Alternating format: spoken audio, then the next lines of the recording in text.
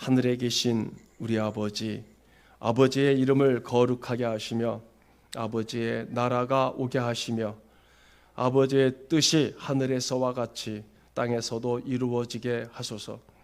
오늘 우리에게 일용할 양식을 주시고 우리가 우리에게 잘못한 사람을 용서하여 준 것 같이 우리 죄를 용서하여 주시고 우리를 시험에 빠지지 않게 하시고 악에서 구하소서. 나라와 권능과 영광이 영원히 아버지의 것입니다. 아멘. 전능하신 주님, 지난 일주일도 지켜주시고 주님의 은혜와 사랑을 감사드립니다. 아멘. 거룩하고 복된 주일, 참으로 좋은 날이지만 온 성도들 주님의 전에 나와 찬양과 영광을 마땅히 드려야 하지만 또다시 코로나 확산으로 인해 비대면으로 예배를 드리게 되었습니다. 참으로 안타깝고 불안하기 그지없습니다. 우리의 형편과 사정과 마음을 아시고 늘 함께 하시는 주님, 예배 처소가 어디가 되었던지 주님께 드리는 예배가 예배당에서 드리는 것처럼 변함없이 신령과 진정으로 경건한 마음으로 예배 드릴 수 있게 우리를 인도하여 주옵소서. 아멘. 또한 우리의 예배를 기뻐 받아 주옵소서. 주님, 요즘 코로나와 폭염더위로 우리의 일상생활이 힘들고 자유롭지 못함으로 불평불만일 때가 많이 있습니다. 이럴 때일수록 우리가 지킬 것은 지키고 서로 이해하며 배려하며 돌아보며 살아가는 우리 모두가 되게 하옵소서. 아멘. 교회와 성도들이 하나 되게 하시고 아멘. 주님의 능력과 사랑으로 충만케 하옵소서. 아멘. 영상으로 예배드리고 교회에 나오는 횟수가 적어지고 일어나는 일상생활을 자신에게 합리화시켜 주님을 멀리할까 두렵습니다. 주님, 주님이 주신 사랑과 믿었던 초심을 잊지 않게 하시어 아멘. 날마다 기도와 말씀을 묵상함으로 강하고 담대한 믿음으로 지켜나가게 하옵소서. 아멘. 어디서 무엇을 하든지 주님을 기억하게 하여 주옵소서. 아멘. 주님, 오늘 이 예배를 통하여 우리가 주님의 자녀가 되심을, 주님의 존귀하신 자녀가 됨을 아버지 감사히 생각하게 하옵소서. 아멘. 주님이 우리를 얼마나 사랑하신다는 것을 이 예배를 통하여 깨닫게 하시고 자녀가 되심을 긍지를 갖게 하는 이 시간이 되게 하여 주시옵소서. 아멘. 우리로 하여금 주님의 성품을 닮아 정말로 겸손하며 사랑하게 하옵시고 아멘. 우리의 행함이 이웃에게 본이 되고 기감이 되게 하옵소서. 아멘. 우리의 행동 거지로 말미암아 전도됨을 하게 하옵소서. 아멘. 우리의 삶이 정말로 주님의 말씀에 비추어 생활하게 하옵시고 아멘. 우리의 소망은 오로지 주님을 믿는 마음에 있게 하여 주시옵소서. 아멘. 오늘도 귀한 말씀을 전하실 목사님 함께 동행하여 주시고 아멘. 영육간이 강건케 하시며 아멘. 말씀 한마디 한마디 힘있게 전하게 하시고 이 말씀을 통하여 일주일간 우리가 살아갈 원동력이 되는 귀한 말씀이 되게 하옵소서. 아멘.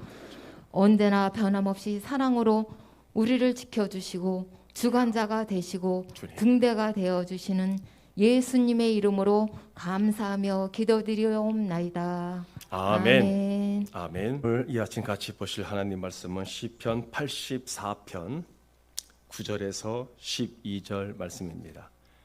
시편 84편 9절에서 12절 말씀 우리 같이 한 음성으로 읽도록 하겠습니다. 시편 84편 9절에서 12절 같이 읽겠습니다. 우리 집에서도 우리 같이 읽어주시길 바랍니다. 우리 방패이신 하나님이여, 주께서 기름 부으신 자의 얼굴을 살펴보옵소서. 주의 궁전에서의 한 날이 다른 곳에서의 첫날보다 나은즉 악인의 장막에 사는 것보다 내 하나님의 성전 문지기로 있는 것이 좋사오니 여호와 하나님은 해요 방패이시라. 여호와께서 은혜와 영화를 주시며 정직하게 행하는 자에게 좋은 것을 아끼지 아니하실 것입니다. 만군의 여호와여, 주께 의지하는 자는 복이 있나이다. 아멘. 할렐루야. 아멘. 오늘 본 말씀을 통해서 주의 궁전에서의 한 날, 여러분들이 이 말씀을 많이 교동문을 통해서도 그렇고 우리가 성경을 통해서 많이 읽었던 말씀입니다. 네, 이 부분을 오늘 우리가 이것이 어떤 의미인가를 한번 조금 더 깊이 들어가 보고자 합니다. 우리가 읽은 이 시편 84편은 우리가 그 머릿말에 보면은 고라 자손의 시, 인도자를 따라 깃딧에 맞춘 노래 이렇게 씁니다. 그래서 시편 84편은 전체가 이렇게 단락을 지으면은 3등분으로 나눠지고 있고요. 3등분으로 나누어지는데 1절부터 4절까지는 여러분들이 지금 바로 읽으신 것처럼 만군의 여호와여, 주의 장막이 어찌 그리 사랑스러운지요. 내 영혼이 주의 궁전을 사모하여 쇠약하며 내 마음과 육체가 살아계시는 하나님께 부르짖나이다. 나의 왕, 나의 하나님, 만군의 여호와여. 그러니까 1절에서 4절까지는요. 지금 우리가 읽어보시는 것처럼 굉장히 주의 전을 사모하는 열정을 표시한 말씀입니다. 그 1절에서 4절까지 보면은요. 근데 두 번째로 5절에서 8절까지를 보시면은요. 이것이 주께 힘을 얻고 그 마음에 시온에 대로가 있는 자는 복이 있나이다.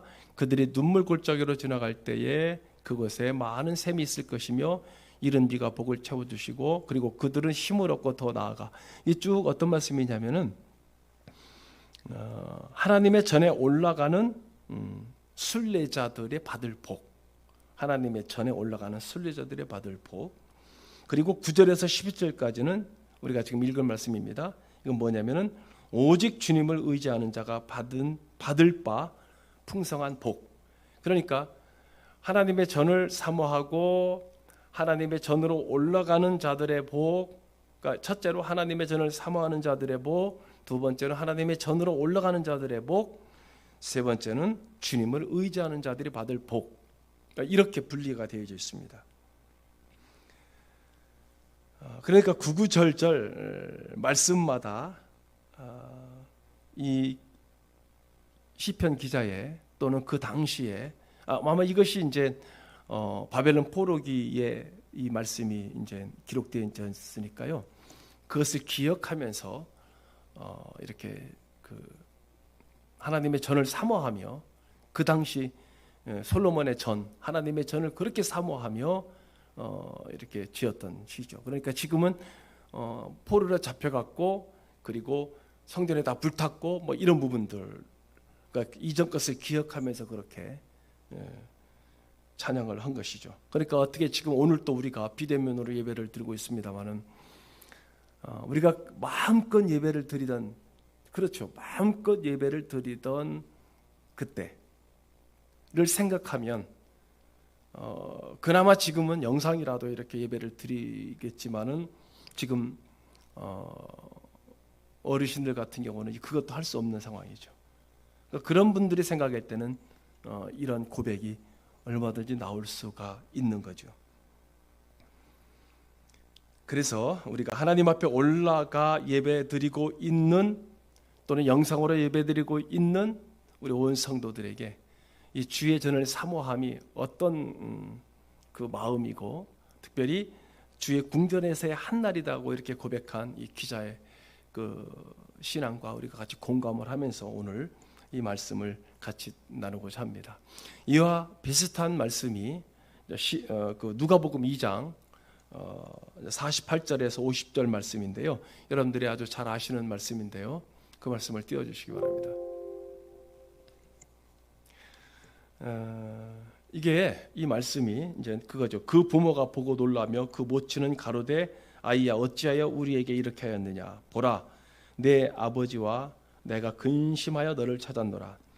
예수께서 가라사대 어찌하여 나를 찾으셨나이까. 내가 아버지 집에 있어야 될 줄을 알지 못하셨나이까 하시니 그 부모가 그 하신 말씀을 깨닫지 못하더라. 이렇게 씁니다. 이 말씀이 오늘 우리가 본문을 읽은 말씀과 아주 비슷한 그러한 말씀이죠. 예수님께서 이때가 12살 때였습니다. 6월절을 지킨 사건인데, 그러니까 12살이 되어야만 6월절을 지킬 수 있는 자격이 되는 거죠, 당시에서는. 그래서 성전에 올라가는, 그러니까 해가 이제 말하자면은 12살이 딱 되어져야만 성전에 올라가서 6월절을 지킬 수 있는 이제 그런 자격이 주어지는데, 그러면 예수님께서 성전에 올라가시는 첫 때부터 예수님께서 이제 말하자면 돌아가실 때까지, 십자가에 달려 돌아가실 때까지 매년 올라가신 거죠. 그런데 이제 12살 때에 이런 사건이 벌어졌는데요.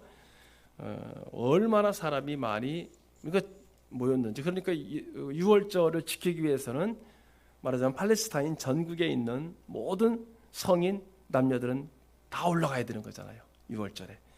그러니까 그 전체가 4km, 그러니까 성곽이, 예루살렘 성곽의 전체가 둘레가 4km인데 그 안에 수십만 명이 모였다고 생각하면 되죠. 그 적은 곳에.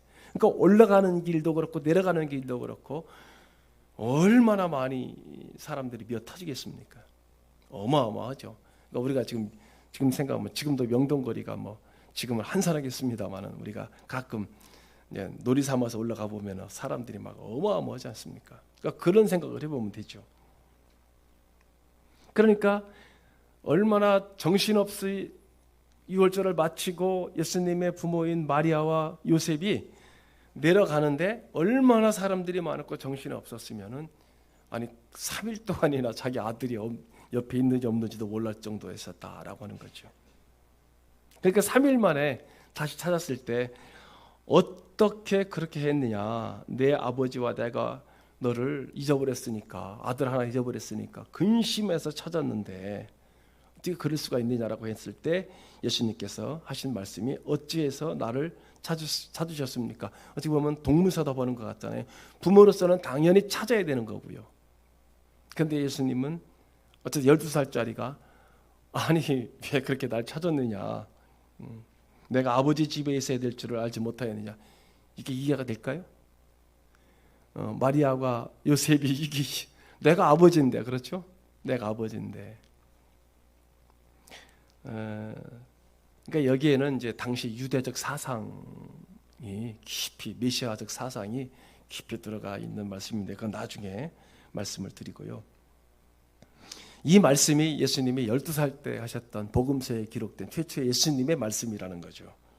자, 앞에서 말씀드린 것처럼 이 말씀이 지금 시편 84편의 말씀과 말하자면 맥을 같이 하는 말씀이다라는 거죠. 예수님께서는 하나님의 성전에 계시길 원하셨고 여기에 내가 있어야 되지 않겠느냐라는 말씀이죠. 이게 무슨 뜻이냐면요, 우리가 이걸 어느 쪽으로 들어가고자 하느냐면, 여러분 사람이라는 것은 자기의 근본을 찾는 본능이라는 것이 있다는 거죠. 어릴 적에 고향을 떠나고 어쨌든 모르겠습니다. 이제 지금 자라나는 아이들은 모르겠습니다만은 우리 지금 예배를 드리고 있는 우리 성도님들 또는 어쨌든 우리가 고향 하면은 옛날에 어쨌든 먹던 음식도 다시 나이가 먹으면은 그게 생각이 나고 고향을 찾아가는 본능, 귀 향하는 그런 본능도 있고 여러 가지 것들이 다 있습니다. 그러니까 지금은 이제 이 시대는 어떨지 모르겠습니다만, 그래서 여러분 우리가 본을 찾는다 또는 족보를 만들고 하는 이유가 다 뭐가 있습니까? 자기 근본을 찾기 위한 거죠. 근데 요즘에는 아이들이 전부 다 아파트 생활하니까 아파트 생활이라는 것이 여러분 옛날 시골 때와 같이 옛날 할아버지 할머니 집, 고향집 이런 데서 오래 사는 게 아니고, 그러니까 옛날 고향 하면은 또 외할머니 외할아버지 때 하면은 거기에서 뭐 감나무가 있어서 꽃감을 외할머니가 이렇게 겨울에 이렇게 주시기도 하시고, 또는 맛있는 거 이렇게 벽장에다 숨겨놨다가, 그러니까 이런 추억이 없잖아요 지금은 아이들은. 그 아파트에서 자꾸 뭐 사정이 생겨서 이사도 가고 뭐 이러는데 어쨌든 요즘 글쎄요 이게 뭐 20대도 해당이 될는지 모르겠습니다만은 고향에 대한 어떤 개념이 많이 달라지고 있다. 뭐 시골에 고향인 사람들은 한 번씩 시골 돌아가 보면은 그래도 변하지 않는 산천이 있고 뭐 개울이 있고 뭐 여러 가지 것들이 있는데 그래서 어떤 포근한 그런 감정이 있는데 지금 아이들은 뭐 아파트니까 그게 뭐가 무슨 감정이 있는지 이런 것 없죠. 왜 이 말씀을 드리느냐면 여러분 우리 신앙생활도 그렇다라는 거죠. 우리 신앙생활에 근본이 있고 우리 신앙의 고향이 있고요. 그게 뭐냐면 여호와 오늘 본문의 말씀처럼 여호와의 전을 여호와의 집을 사모한다는 것이 여러분 우리 신앙의 근본을 찾는 심정인 줄로 압니다. 그러니까 우리가 그러니까 우리가 예배당, 내 교회, 나의 교회, 우리 교회, 우리가 이렇게 와서 예배드리고 조금 전에 우리 집사님 기도할 때 이렇게 잠깐 보니까 아마 면에서 나왔나 봐요. 이렇게 몇 명 보이나 이렇게 잠깐 들어오지 뭘 밖에서 쳐다보고 있어. 이런 상황인데 그 우리가 예배당을 사모하고 여호와의 전을 사모하는 것은 바로 우리 심령 속에 있는 본향을 사모하는 어떤 그러한 심정인 줄로 압니다. 그래서 자기 교회를 정해두고 그 교회에 가야만 된다는 것이 바로 우리 마음 가운데 있는 우리의 근본, 우리가 자기의 근본을 찾고 있는 그런 심령이 아닌가 봅니다. 그럼 조금 더 들어가서 우리가 그렇죠. 우리 교회 가운데에는 개념이 두 가지가 있죠. 보이지 않는 교회가 있고 보이는 교회가 있죠. 우리가 이렇게 전원 성결교회 이렇게 되면 우리가 이게 보이는 예배당, 보이는 교회죠. 여기에 보이는 사람들이 있고 보이는 건물이 있고 또 이 교회가 가지고 있는 역사라는 것이 있습니다. 그 다음에 우리가 전원 성결교회나 또는 우리 충주 시내에 있는 모든 교회들 또는 더 나아가서 한국교회 또는 전 세계 교회 다 합한 것을 이것을 우리가 뭐라고 할까요? 뭐 보이는 교회일 수도 있고 보이지 않는 교회일 수도 있죠. 보이지 않는 교회는 하나밖에 없는 우주적 교회다. 이러죠. 그래서 보이는 교회는 많이 있는 지방적인 지역적 교회에 속하고요. 보이지 않는 교회는요 뭐냐면은 오직 거듭난 자가 소속해 있는 교회. 그래서 우리가 그거를 헬라어로 에클레시아다. 우리 성도 여러분 각자를 말하는 거예요. 세상에서 불러냈다. 부르심을 받았다. 그러니까 한편으로는 부르심을 받은 사람 또는 따로 떼어놓은. 그래서 이걸 뭐라고 얘기하느냐면은 헬라적 요소가 있는 거예요. 에클레시아라고 하는 말이 헬라 말이니까. 그러나 우리는 여러분 세상에서 우리가 똑같이 살고 있는 세상 속에서 저와 여러분들을 하나님이 어떻게 하신 거예요? 불러내신 거예요. 구원받은 자로 불러낸 겁니다. 이것이 바로 보이지 않는 교회라는 거죠.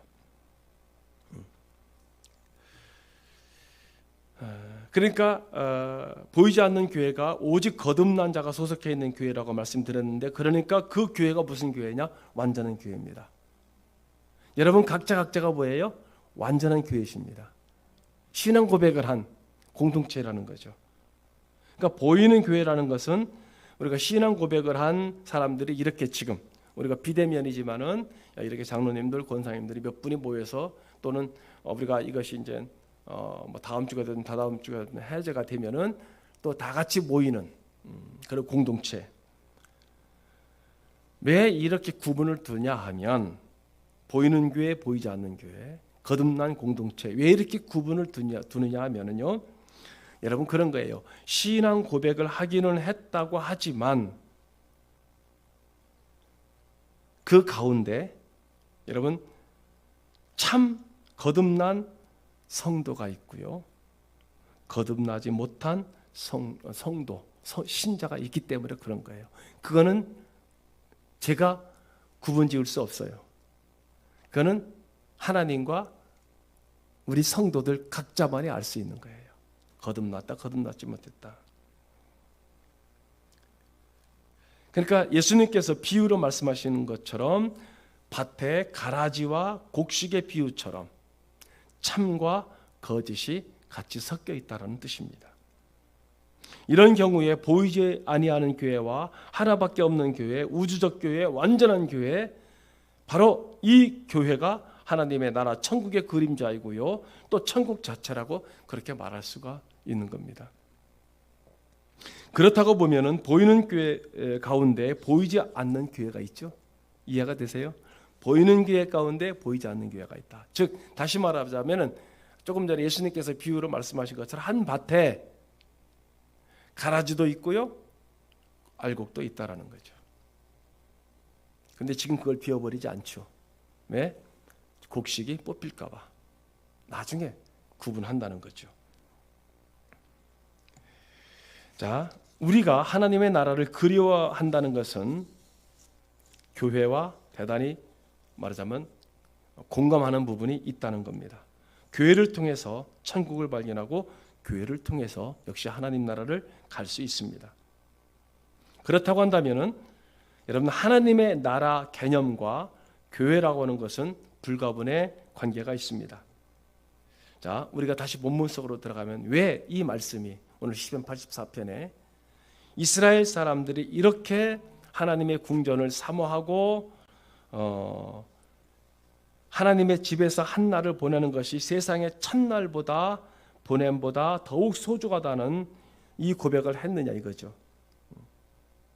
이 고백이 우리에게 주는 말씀이 무엇이고 우리가 하나님의 교회에서 예배드리는 우리의 예배 정신의 어떤 부분을 말해주고 있느냐.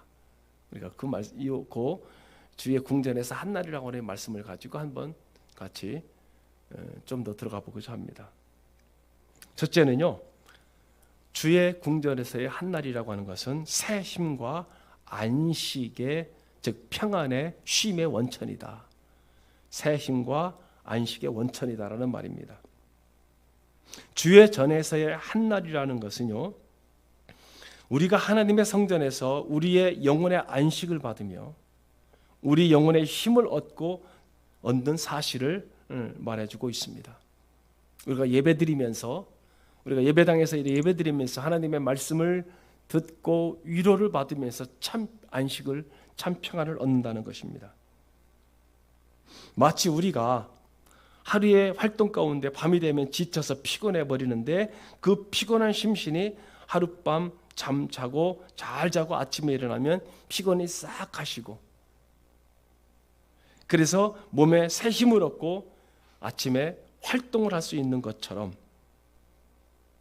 우리가 지난 한 주간 동안 세상에서 여러 가지 일들을 하고 또는 복잡한 사건을 맞이하고 고요히 주의 전에 올라와서 예배드리는 동안에 한 주간의 모든 피로가 싹 가셔버리고 예배를 마치고 예배 동안에 또한 안식을, 평안을 얻으면 여러분 내일부터 또 나가서 열심히 일할 수 있다라는 개념입니다.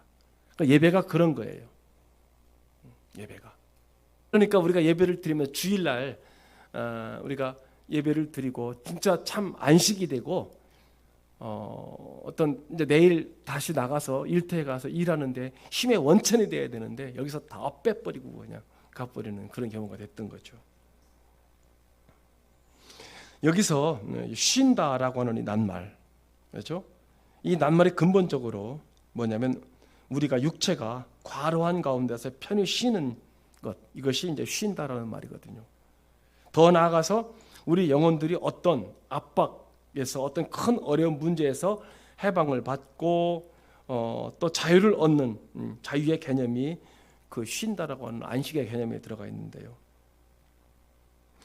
몸은 이런 것도 있죠. 몸은 뭐 하등에 피곤치 않은데 피곤할 것이 없는데 그럼에도 불구하고 여러 가지 문제들, 고민들 때문에 마음의 중압감을 느끼는 경우도 있다는 거죠. 그러니까 마음에 누르고 있었던 그 모든 중압감이 다 해결받아 버리고 없어져 버리고 그 마음의 완전한 해결을 받고 정말 안식을 얻고 힘을 얻는다는 것, 이게 참 평안이고 쉼이거든요. 예배를 드리면은 우리가 그렇게 되어져야 된다는 거죠. 우리가 예배를 드리면서 다 내려놓고, 전부 다 내려놓고, 아까 우리가 찬송한 것처럼 이 세상에 근심된 일이 많고 참 공고한 일이 많았구나, 뭐 우리가 찬송한 것처럼요. 그리고 좀 더 나가서 쉰다는 게 무슨 뜻이냐면은, 거기서 그렇게 되면은 바로 뭐가 되냐면 평안하다라는 거예요. 참 평안이 있다. 그러면 우리 마음이 어떻게 평안을 쉴 수 있을까요? 어떻게 안식을 얻을 수 있을까요? 여러 가지 방법으로 안식을 얻는데, 어떤 분은 뭐 혼자서 조용한 곳에 가서, 또는 여행을 가서, 뭐 취미 생활로, 그래서 낚시를 많이 간대요. 그래서 낚시를.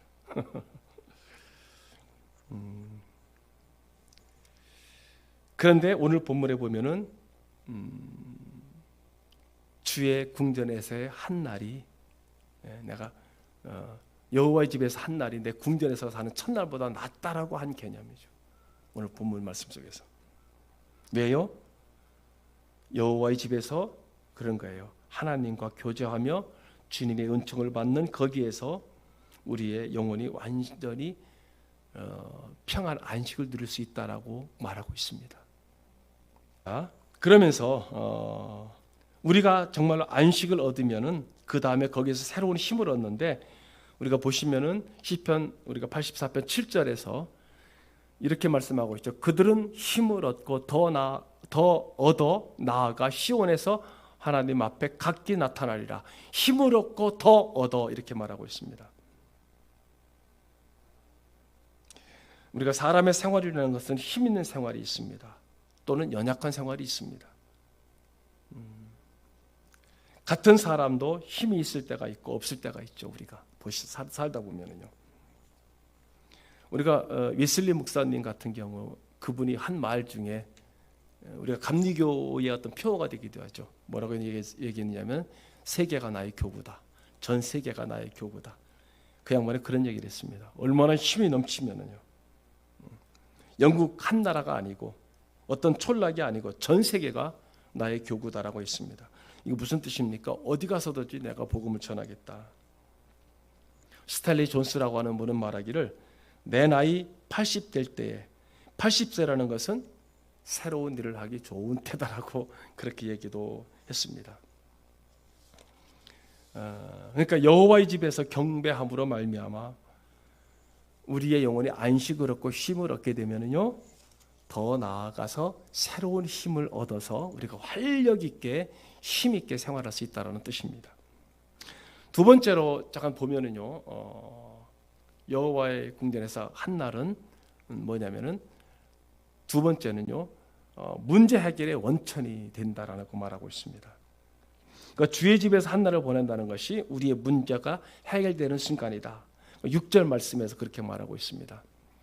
그들이 눈물 골짜기로 지나갈 때 그것에 많은 샘이 있을 것이며 이른 비가 복을 채워주나이다, 이렇게 말했습니다. 우리가 세상의 삶이라는 것이 여러분 그래요. 눈물 골짜기, 물론 뭐 기쁨의 골짜기도 많이 있는데요, 눈물 골짜기가 있을 때가 있어요. 그러니까 고난, 근심, 걱정을 말하는 거죠. 이런 것을 통과할 때가 많이 있습니다. 육체의 질병 때문에 눈물을 흘릴 수도 있고요, 때로는 자녀들 문제 때문에 눈물을 흘릴 수도 있고요, 남편 또는 아내 또는 부모님 또는 여러 가지 일들 때문에 눈물을 흘리는 경우가 있죠. 더 나아가서 때로는 나라를 위해서, 가정을 위해서 또는 성도들을 위해서 눈물을 흘리는 것도 있을 겁니다. 하여튼 인생의 수많은 눈물 골짜기를 통과하는 것처럼 염려와 근심 가운데 숱한 문제를 안고 살아간다는 겁니다.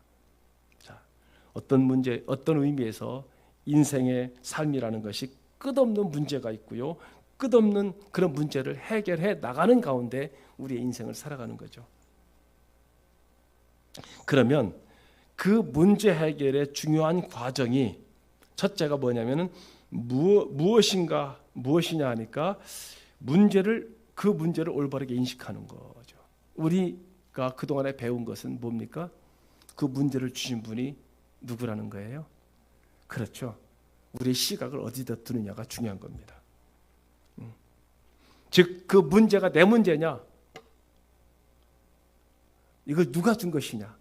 이걸 내가 해결할 수 있는 것이냐, 아니면 이게 내가 해결할 수 없는 것이냐? 즉 이 문제를, 그러니까 우리는 어떻게 보면은 그것 떠나서 우리가 맨 처음에 진리지식에서 배웠던 것처럼 이 문제를 주신 분이 누구라는 거예요? 하나님이시죠. 그러니까 막바로 어떤 과정 거치지 말고 바로 어디를 바라보는 거예요? 하나님 바라보는 거죠. 주여 하는 거죠.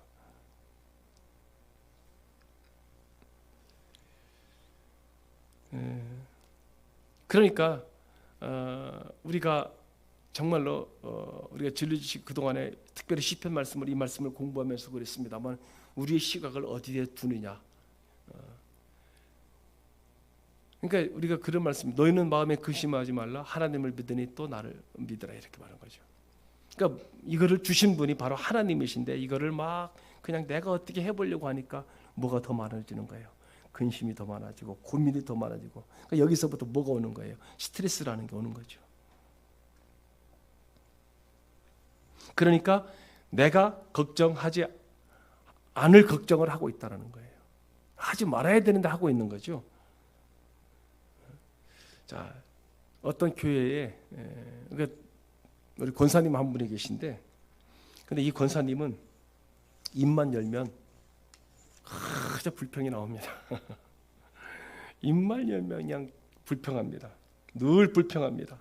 남편 월급이 적다, 집이 적다, 어떻다는 둥, 뭐 우리 애들은 어떻다라는 둥, 밤낮 입만 열면은 불평 불만을 하는데, 그런데 이분이 한 번은 성도들과 더불어 어떤 고아원에 갔다는 거죠. 그래서 고아들이 놀고 있는 상태를 가만히 보고 있는데, 그때 자기 마음속에 깜짝 놀랐다는 거예요. 왜냐하면 고아원이잖아요. 그 아이들은 뭐가 없는 거예요? 부모가 없는 거죠. 그 부모를 모르는 거예요. 부모가 있으면 그 아이는 부모한테 엄마 이거 해줘, 저거 해줘, 뭐 불평도 하고 불만을 할 텐데, 고아원의 아이들은 불평 불만을 털어놓을 데가 없는 거죠. 그러니까 그 문제를 어떻게 해결할 수가 없는 거잖아요. 그러니까 이 권사님이 그걸 보고서는, 그 아이들을 보고서는 순간 깜짝 놀란 거예요. 내가 무엇하고 있지? 자기 집에 가면 짜증을 부리고 불평할 문제가 도무지 문제가 안 될 건데, 뭐 월급이 적다는 둥, 집이 어떻다는 둥, 애들 건강하게 잘 크고 있는데 애들이 어쩌다는 둥 하고 막 그냥 입만 열면 불평불만했던 자기가 순간 그렇게 부끄러워지더라는 거죠. 그래서 고아원을 갔다 온 다음에 다시는 불평하지 않았다는 겁니다. 그러니까 진실로 우리의 문제가 뭐냐, 그 문제를 정확히 붙드는 것이 문제 해결의 첫째 방법인데요. 두 번째는 그 문제를 어떻게 해결할 수 있느냐. 자기 문제를 올바로 인식한 후에 문제 해결의 방법이 있죠. 그러니까 인간적인 방법이 있고, 하나는 인간적인 방법이 있고, 하나는 하나님 앞에 전부 다 맡기는 방법이 있는데, 우리 성도들은요 그런 거예요. 이제까지 신앙생활하면서 하나님 앞에 다 맡겨놓는다. 참 그런 것 같아요. 이렇게 살면서 아까도 우리가 잠깐 예배드리기 전에 이제는 올해 뭐 고추 가격이 어떠냐, 뭐 참깨가 지금 장로님 말씀하신 것처럼 저 가락동에서요 참깨 60kg 한 가마에 얼마인지 아세요? 얼마요? 200만 원이 돼요 올해. 참깨 지금 여러 가지 상황이 그렇게 된 거예요. 200만 원이라는 거죠. 가장 더울 때 거두고, 그렇죠? 가장 더울 때 털고. 그런데 그것마저도 없다는 거죠. 작년에 굉장히 안 좋았으니까. 그런 거 보면 이제 뭐 또 아이고 뭐 우리 참깨가 어떠니 저떠니, 뭐 고추가 어떠니 저떠니, 뭐 불평 불만 할 것도 없다라는 거죠. 주신 것에 감사하며 살아가는 게 지금 얼마나 좋아요. 건강하니까 감사하고, 예, 거둘 거 있으니까 감사하고, 예, 우리 식구들 평안하니까 감사하고 올해 농사 잘 지어야 되는데 그게 불평불만할 거 없다는 거죠. 모든 것들이 전부 다. 그래서 우리가 최선을 다해서 정말로 하나님 앞에 모든 것을, 그러니까 우리가 예배 드리시면서, 우리가 예배를 드리면서 정말 예배를 통해서, 말씀을 통해서 우리가 요즘 말로 힐링을 하고 또 말씀을 통해서 위로를 받고 내게 주어진 모든 것들에 감사하는 어떤 그런 예배가 되어야 되지. 또 이제 예배 드리고 있다가 아이고 오늘 또 가서 일해야 되는데 뭘 열심히 걱정 근심 할 필요가 없다라는 거죠. 그리고 마지막으로 보면은요, 그런 겁니다. 마지막으로 보면은 이제 그렇죠. 주의 궁전에서, 주의 집에서의 한 날을 생각할 때 마지막으로는 결국 높고 고성한 생활의 원천이 바로 그거다라고 하는데, 주의 궁전에서 한 날이 다른 곳에서 첫날보다 나은즉이라고 하는 말, 즉 주의 집에서, 하나님의 집에서의 한 날을 세상에서의 천일과 비교한다는 거죠. 우리 생활이 향상된 생활을 계속한다는 이야기입니다. 보다 더 높은 사상을 가지고, 보다 더 높은 신념을 가지고, 보다 더 귀한 마음으로 살아간다는 겁니다. 유행하는 말 가운데 사람이 먹기 위해서 사느냐 아니면 살기 위해서 먹느냐라는 말이 있죠. 먹기 위해서 산다는 것은 낮은 생활을 가리키는 거고요. 먹기 위해서 산다. 요즘 세상 어떤 것 같아요? 사람들이 먹기 위해서 사는 것 같습니까? 살기 위해서 먹는 것 같습니까? 요즘 여러분, 인생의 목적이 고작 먹는 것이라고는, 먹기 위해서 살고 있다는 것보다 살기 위해서 먹는 것이 더, 살기 위해서 먹는 것이 차원 높은 생활입니다. 사는 것이 목적이고 먹는 것은 살기 위한 한 방법입니다. 그러니까 시편 84편의 이 말씀은요, 높은 표준의 생활을 우리에게 가르쳐 주는 줄로 믿습니다. 우리 세상의 질서 가운데 육체의 질서가 있고요, 육체의 소욕대로 사는 자는요, 육체 질서 속에 사는 사람입니다. 그 다음에 무슨 질서가 있느냐면 정신세계, 즉 정신의 질서가 있습니다. 마음의 수양을 하고 더 높은 마음을 가지고 살고 있는 거죠. 그 다음에 뭐냐? 더 높은 게 육체의 질서, 정신의 질서 다음에 더 높은 게 바로 영혼의 질서라는 겁니다. 육체로 살 뿐더러 고상한 정신을 가질 뿐더러 신령하게 사는 것, 즉 하나님의 은혜에 사는 것이 최고의 높은 수준의 말씀인 줄로 압니다. 그게 바로 여러분 84편이에요. 주의 궁전에서 사는 것.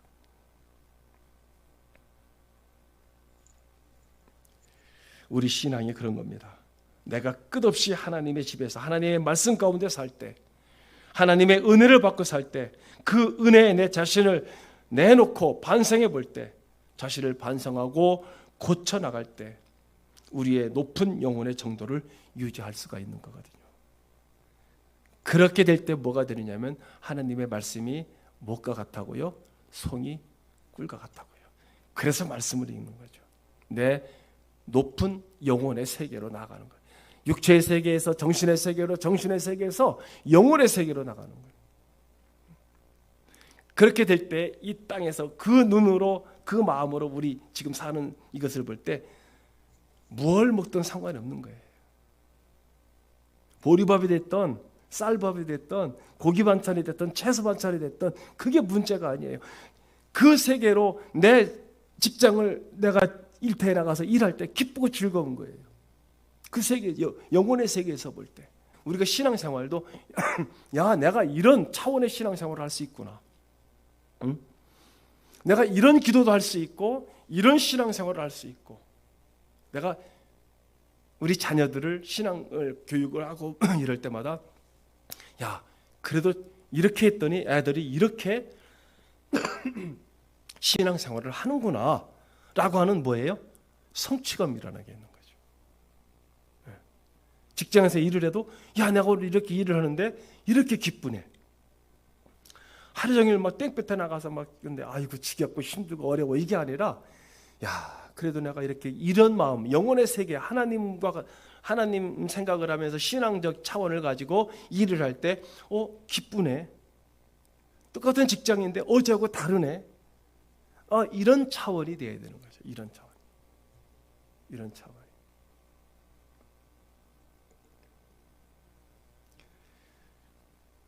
여러분 하나님과 하나님의 집과 단절이 되고 은혜를 받지 않고 귀를 막아버린다면 자신도 알지 못하게 되고 엉뚱한 소리 하게 되고요.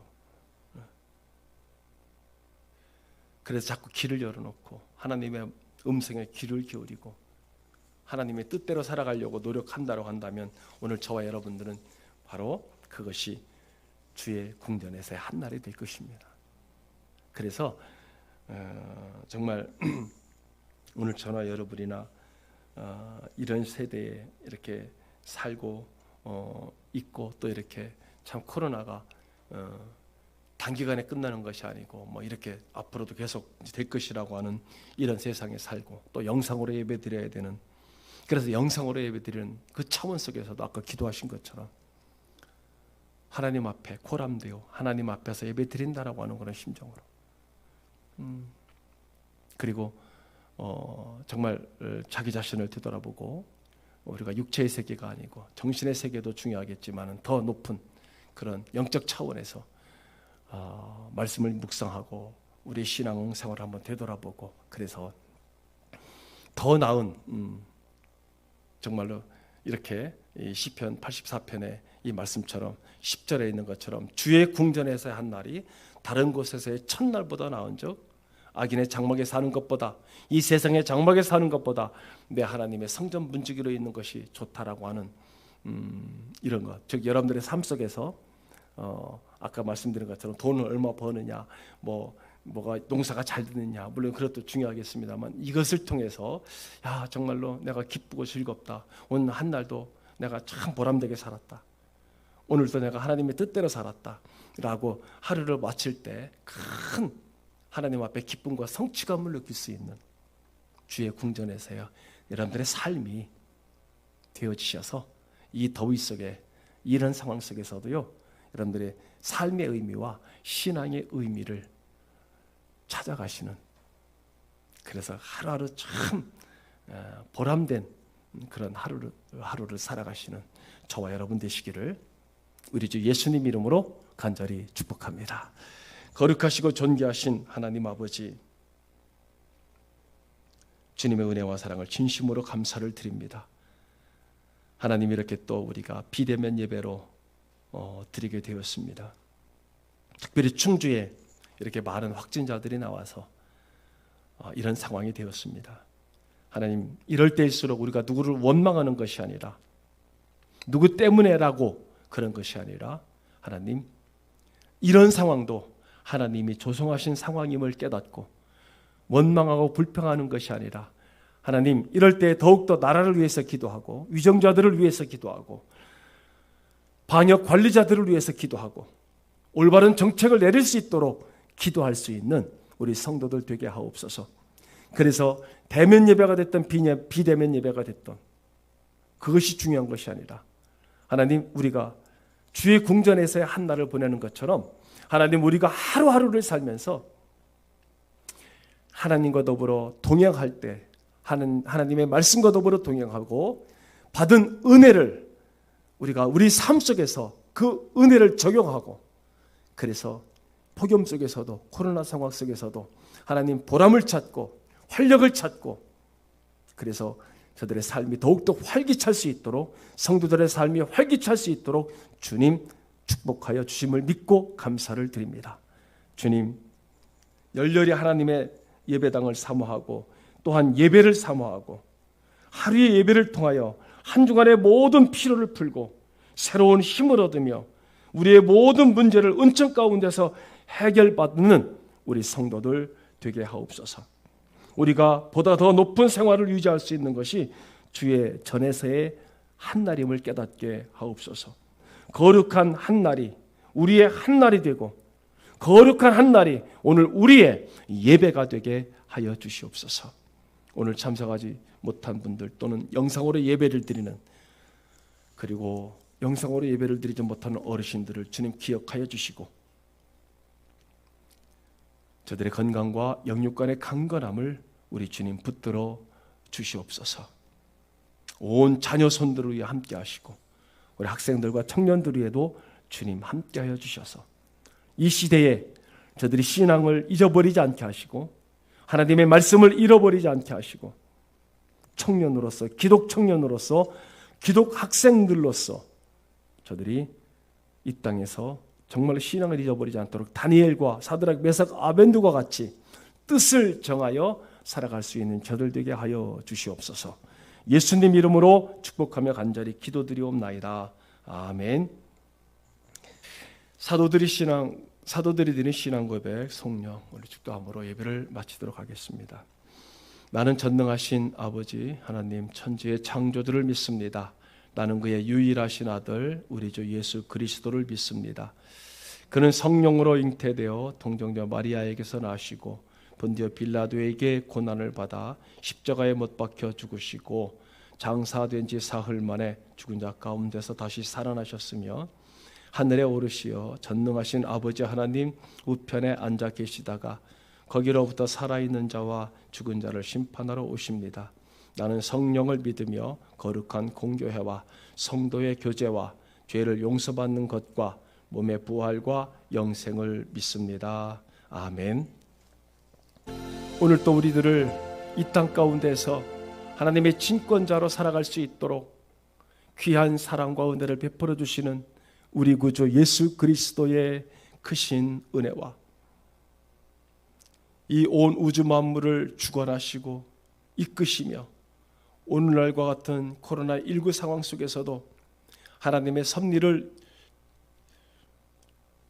이끄시고 오늘 우리가 이 땅에서 살아갈 수 있도록 은혜와 평강을 허락하여 주시는 하나님 아버지의 지극하시고 만극하신 사랑하심과 성령님의 감화, 감동, 내주, 교통, 멸려, 평강, 평안하심이 오늘 또 영상으로 예배를 드리며 또 예배당에서 예배를 드리며 말씀을 들으며 결심하기를 이제 우리가 이 땅 가운데 살아가면서 주의 궁전에서 살아가는 그런 마음으로 하나님을 사모하며 말씀을 사모하며 은혜를 사모하며 살아가기를 결심하는 사랑하는 온 성도들 머리 위에 저들의 귀한 가정과 자녀 손들 위에 그리고 저들이 일하는 모든 일터 위에 앞으로 태어날 새 생명과 태어난 생명들 위에와 앞으로 하나님의 말씀을 듣고 전도될 하나님의 귀한 예비 생명들 위에 이제로부터 영원토록 하나님의 놀라운 하늘의 신령한 축복과 땅의 기름진 축복이 나사렛 예수 그리스도의 이름으로만 영원토록 무궁무궁할지어다. 아멘.